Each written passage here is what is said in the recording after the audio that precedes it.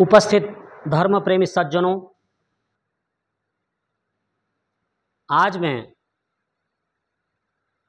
शास्त्रीय दृष्टि से अद्वैत मत की समीक्षा आपके बीच में प्रस्तुत करना चाहता हूं।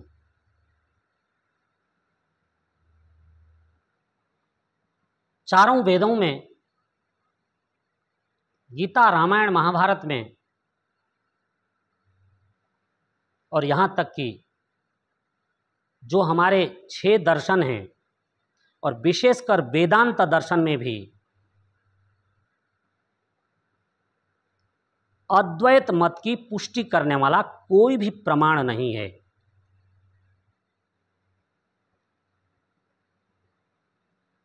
अद्वैत मत का सिद्धांत है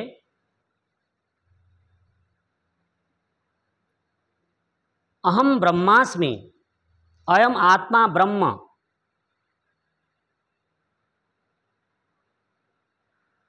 यह जो सिद्धांत है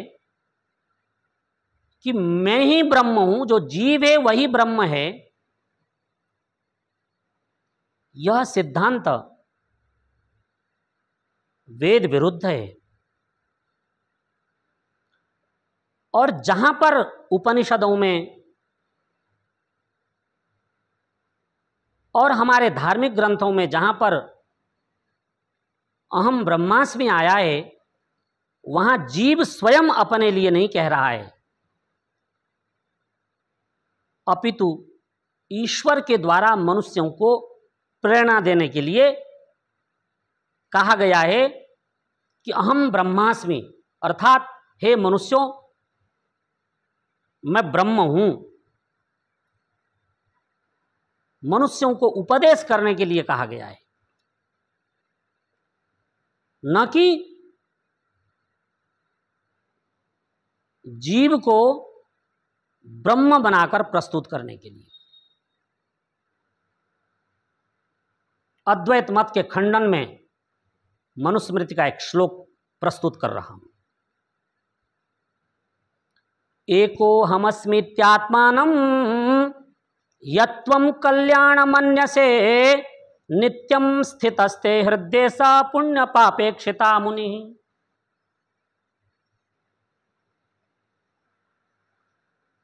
एको हमस्मित्यात्मानं, अरे तुम जो अहम ब्रह्मास्मि, अहम ब्रह्मास्मि सोहम, अयम आत्मा ब्रह्म,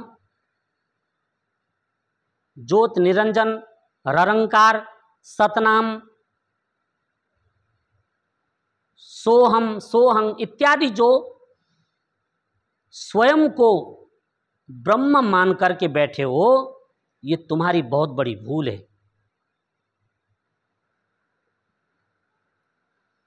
यत्वं कल्याणमन्य से, यदि तुम अपना कल्याण चाहते हो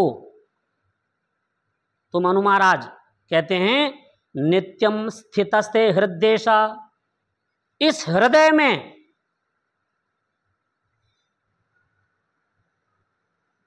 पाप और पुण्य का फल प्रदान करने वाला जो सनातन मुनि रूपी परमात्मा बैठा हुआ है, उस परमात्मा को साक्षी मान करके अपनी जीवन यात्रा को आगे बढ़ाओ।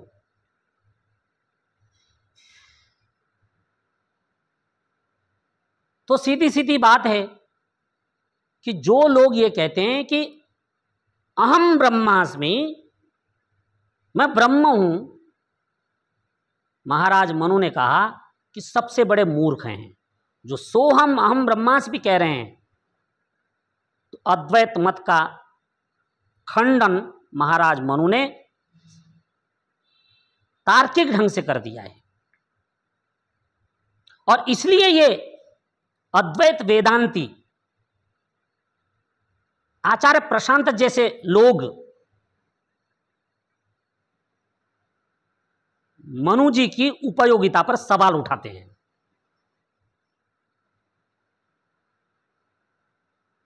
और जिस वेदांत सूत्रों के आधार पर अद्वैत मत सिद्ध होता है उसका पहला सूत्र है अथातो ब्रह्म जिज्ञासा। दूसरा सूत्र है जन्माद्यस्य यतः। इस पर जरा दृष्टि डालिए तो पता चलता है कि यहां पर ब्रह्म की जिज्ञासा बताई गई है। अथ का अर्थ होता है प्रारंभ करना, इसके बाद, अनंतर। जैसे बहुत सारे पुस्तक होते हैं अथ प्रथमोध्याय, तो अथ शब्द का अर्थ होता है इसके बाद, अनंतर, अर्थात प्रारंभ करना। तो किसके बाद प्रारंभ करना है? जब आप संपूर्ण चारों वेदों को सांगोपांग पढ़ेंगे उसके बाद आपको ब्रह्म की जिज्ञासा करनी है, बिना पढ़ करके नहीं करनी है। अर्थ सहित आपने वेद पढ़े नहीं तो आपको वेदों का मर्म पता नहीं चलेगा।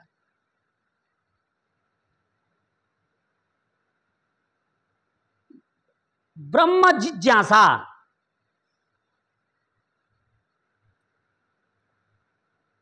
ब्रह्म कहते हैं जो आकाश के समान व्यापक है,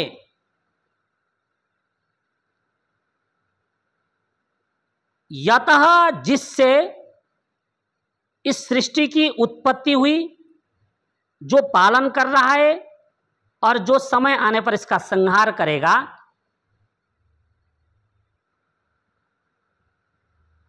उस परमात्मा रूपी ब्रह्म की जिज्ञासा करनी है। यतो वा इमानि भूतानि जायन्ते, जिससे ये चराचर जगत उत्पन्न होता है और जो इसका पालन कर रहा है, उस ब्रह्म को जानो।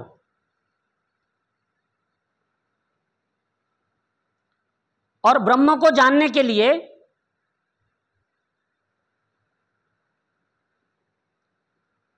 वेदांत दर्शन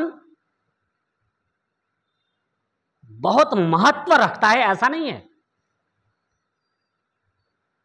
योग दर्शन के यम, नियम, आसन, प्राणायाम, प्रत्याहार, धारणा, ध्यान और समाधि, ये अष्टांग योग के नियम ही पर्याप्त हैं। जब आप ध्यान की गहराइयों में बैठ करके ईश्वर के सर्वश्रेष्ठ नाम, the highest name of god is Om, इसका ध्यान करेंगे और जब आपका ध्यान पूर्ण हो जाएगा, जब आपकी समाधि लगेगी, तो इस जीवात्मा को समाधि में ब्रह्म के दर्शन होंगे।